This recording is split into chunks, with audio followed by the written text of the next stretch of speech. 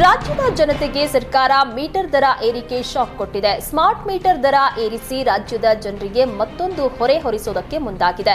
ವಿದ್ಯುತ್ smart meter ದರ %400ರಿಂದ %800ರಷ್ಟು ಏರಿಕೆಯಾಗಲಿದೆ.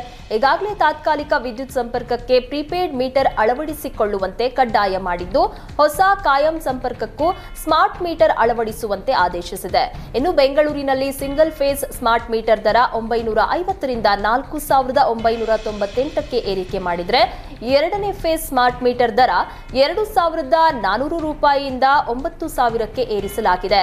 Three phase smart meter ದರ ₹2,500ರಿಂದ ₹28,000ಗೆ ಹೆಚ್ಚಿಸಲಾಗಿದೆ.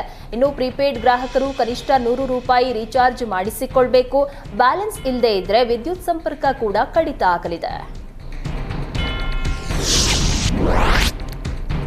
ರಾಜ್ಯದ ಜನತೆಗೆ ಮತ್ತೊಂದು ಬೆಲೆ ಏರಿಕೆ ಬರೆ ತಟ್ಟಲಿದೆ. ಶೀಘ್ರದಲ್ಲೇ ರಾಜ್ಯದ ಜನತೆಗೆ ಕರೆಂಟ್ ಶಾಕ್ ಕೊಡೋದಕ್ಕೆ ಸರ್ಕಾರ ಮುಂದಾಗಿದೆ. ಬಸ್, ಮೆಟ್ರೋ ಪ್ರಯಾಣ ಬಳಿಕ ವಿದ್ಯುತ್ ದರ ಏರಿಕೆ ಫಿಕ್ಸ್ ಆಗಲಿದೆ. ವಿಧಾನಸಭೆ ಅಧಿವೇಶನ ಮುಗಿತಾ ಇದ್ದಂತೆ ವಿದ್ಯುತ್ ದರ ಪರಿಷ್ಕರಣೆಗೆ ಬೆಸ್ಕಾಂ ಮುಂದಾಗಿದೆಯಂತೆ. ಬೆಸ್ಕಾಂ, ಮೆಸ್ಕಾಂ, ಜೆಸ್ಕಾಂ ಸೇರಿ ಇನ್ನಿತರ ಕಂಪನಿಗಳ ವ್ಯಾಪ್ತಿಯಲ್ಲಿ ಅಭಿಪ್ರಾಯ ಸಂಗ್ರಹ ಮಾಡಿದ್ದು, ಪ್ರತಿ ಯೂನಿಟ್ಗೆ 1ರಿಂದ 1.5ವರೆಗೂ ಹೆಚ್ಚಿಸುವಂತೆ ಕಂಪನಿಗಳು ಮನವಿ ಮಾಡಿವೆ. ಅಲ್ಲದೆ 3 ವರ್ಷದ ವಿದ್ಯುತ್ ದರ ಒಂದೇ ಬಾರಿ ಪರಿಷ್ಕರಣೆಗೆ ಅಧಿಕಾರಿಗಳು ಪಟ್ಟು ಹಿಡಿದಿದ್ದಾರಂತೆ. ಹೀಗಾಗಿ ಅಧಿವೇಶನ ಮುಗಿದ ಬಳಿಕ ವಿದ್ಯುತ್ ದರ ಏರಿಕೆಯಾಗಲಿದೆ. ಜನವರಿಯಲ್ಲಿ ಬಿಎಂಟಿಸಿ, ಫೆಬ್ರವರಿಯಲ್ಲಿ ಮೆಟ್ರೋ, ಈಗ ಮಾರ್ಚ್ನಲ್ಲಿ ಆಟೋ ಮೀಟರ್ ದರ ಏರಿಕೆಯಾಗಲಿದೆ.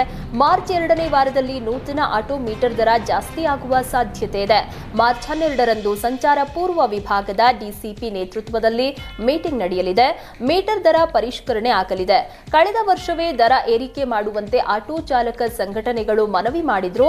1 ಕಿಲೋಮೀಟರ್ಗೆ ₹5, ಮಿನಿಮಮ್ ಆಟೋ ದರ ₹30ರಿಂದ ₹40ಗೆ ಏರಿಕೆ ಮಾಡುವಂತೆ ಮನವಿ ಮಾಡಿದ್ರು. ಹೀಗಾಗಿ ಮಾರ್ಚ್ 12ರಂದು ಸಭೆ ನಡೆಸಿ ದರ ಹೆಚ್ಚಳ ಮಾಡೋ ಸಾಧ್ಯತೆ ಇದೆ.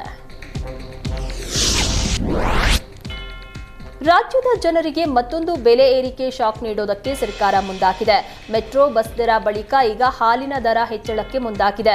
ನಂದಿನಿ ಹಾಲಿನ ದರ ಏರಿಕೆ ಬಗ್ಗೆ ಪರಿಷತ್ನಲ್ಲಿ ಸಚಿವ ವೆಂಕಟೇಶ್ ಸುಳಿವನ್ನ ನೀಡಿದ್ದಾರೆ. ಹಾಲಿನ ದರ ಹೆಚ್ಚಿಸಬೇಕು ಅಂತ ರೈತರು ಒತ್ತಾಯಿಸ್ತಾ ಇದ್ದಾರೆ.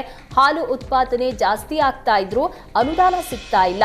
ಹೀಗಾಗಿ ರೇಟ್ ಜಾಸ್ತಿ ಮಾಡಬೇಕು ಅಂತ ಒತ್ತಡ ಹಾಕ್ತಿದ್ದಾರೆ. ಈ ಬಗ್ಗೆ ಶೀಘ್ರದಲ್ಲೇ ನಿರ್ಧಾರ ಕೈಗೊಳ್ತೀವಿ ಅಂತ ಹೇಳಿದರು. ರಾಜ್ಯ ಸರ್ಕಾರದ ವಿರುದ್ಧ ಖಾಸಗಿ ಸಾರಿಗೆ ಒಕ್ಕೂಟ ಮತ್ತೆ ಸಮರಕ್ಕೆ ಸಜ್ಜಾಗಿವೆ.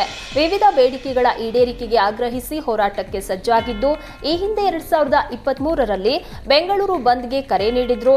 ಅಂದು ಬೇಡಿಕೆ ಈಡೇರಿಸುವ ಭರವಸೆ ನೀಡಿದ್ರು. ಆದರೆ ಈವರೆಗೂ ಯಾವುದೇ ಕ್ರಮ ಕೈಗೊಂಡಿಲ್ಲ ಅಂತ ಖಾಸಗಿ ಸಾರಿಗೆ ಒಕ್ಕೂಟಗಳು ಸಮರ ಸಾರಿವೆ.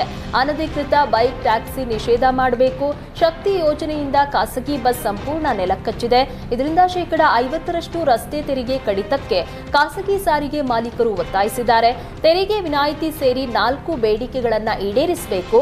ಇಲ್ಲಾಂದ್ರೆ ಮಾರ್ಚ್ 24ರಂದು ಸಭೆ ನಡೆಸಿ ಕರ್ನಾಟಕ ಬಂದ್ ಮಾಡೋ ಬಗ್ಗೆ ನಿರ್ಧಾರ ಮಾಡ್ತೀವಿ ಅಂತ ಖಾಸಗಿ ಸಾರಿಗೆ ಒಕ್ಕೂಟ ಅಧ್ಯಕ್ಷ ನಟರಾಜ್ ಶರ್ಮಾ ಸರ್ಕಾರಕ್ಕೆ ಎಚ್ಚರಿಸಿದ್ದಾರೆ.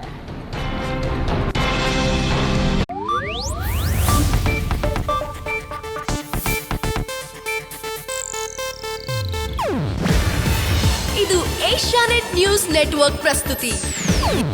ನೀವು ನೋಡ್ತಿದ್ದೀರಾ ಏಷ್ಯಾನೆಟ್ ಸುವರ್ಣ ನ್ಯೂಸ್.